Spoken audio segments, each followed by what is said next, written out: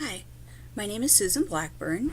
I live in Findlay, Ohio, halfway between Toledo and Dayton.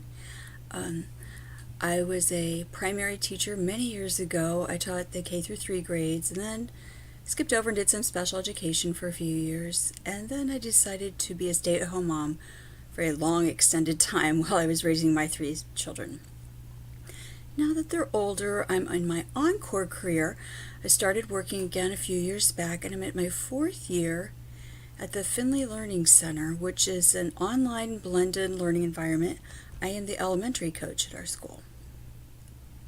So I'm working with the grades K through 5, although I don't have a student in each grade right now. Last year I did have a student in each grade, but this year, right now I have all 5th graders. Our enrollment varies throughout the year based on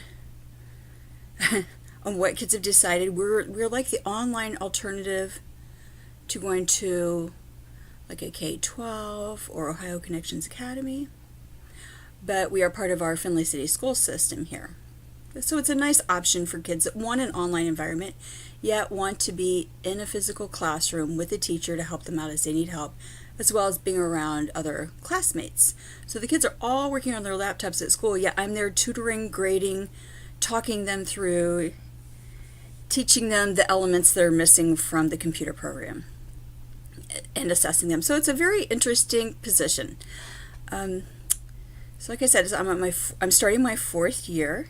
School's already started, so I already slightly feel exhausted and a little bit overwhelmed with taking these classes. But I have to say, I was thinking the other day, oh, what have I got myself into? I already have my reading endorsement, but I don't have my master's in reading, which is what I'm attempting to do now. And I became a little bit overwhelmed until I cracked open the books for our course. I'm like, oh, I'm going to love this course. These books look like a lot of fun. I can't wait to dig into them. So that reassured me. Okay, so looking back on my personal history and experience with reading, it's an interesting start. I was reflecting about this the other night when I was going to sleep. I think my grandmother instilled a love of reading in her grandchildren because we were enrolled, and this was like back in the early 70s, maybe late 60s, we were enrolled in Book of the Month Club. So we each received a book every month in the mail. And this was like getting a Christmas gift every month. And it was so exciting. And we ended up with drawers and drawers and bookshelves full of books. So I think that introduced reading to me and the love of reading. So by the time I got to school, I loved the Basel readers. I just really adored them.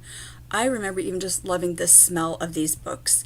So years later, one of my classmates said they had one of our Basel readers from 1st grade, and I was so excited. I'm like, can I see the pictures? I can remember looking at the watercolor pictures and reading the words and being just so excited. So I can say, I guess in my elementary years, I just had very positive experiences with reading and writing. I think in middle school, what stood out to me is we had 20 minutes a day after lunch for silent sustained reading. It was one of my favorite parts of the day. Now, I was also a reader at home, but I just really enjoyed that. So I went through many series, and it's interesting how much that just sticks out in my head, is that's what I was doing in language arts in middle school. I'm sure there was other instructional parts, but that's a part that comes in my mind. So up to then, I really can't say I have any negative feelings or thoughts about my language arts experiences. Then by high school, we were getting to reading novels, and I do feel like I had a hard time getting the same interpretation as our instructor. Like, I would interpret the novel in a different manner, and I really struggled with things like Romeo and Juliet and some of the historical type books. Those were harder for me to interpret and take in. But still, I've always still loved language arts. So then when I was in college, I've always enjoyed the beginning of the school year and getting the school supplies and the highlighters and reading. I do think I'm a slower reader when it comes to that heavy informational type text. And I'm a person that I'll go over it and over it many times. And sometimes I'll have to tell myself, just try to pick up the pace or you're never going to make it through. But still, in difficult courses, I'm still like dissecting word by word at some points, and other courses just flying through. So I can see both sides where, of the struggling to try to interpret the information and comprehend versus the, easy comprehension, understanding the whole thing.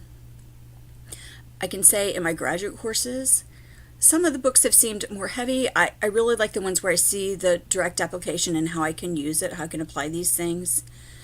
Like I said, I'm very excited about the books for this course. I really see how they're going to be applicable for me. In fact, I can't wait to get started using some of this with some of my 5th grade students and teaching them their writing skills because,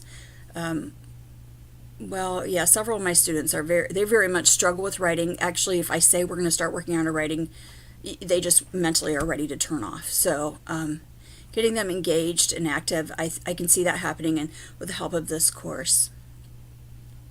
I've enjoyed seeing the other videos and can't wait to keep up. Bye.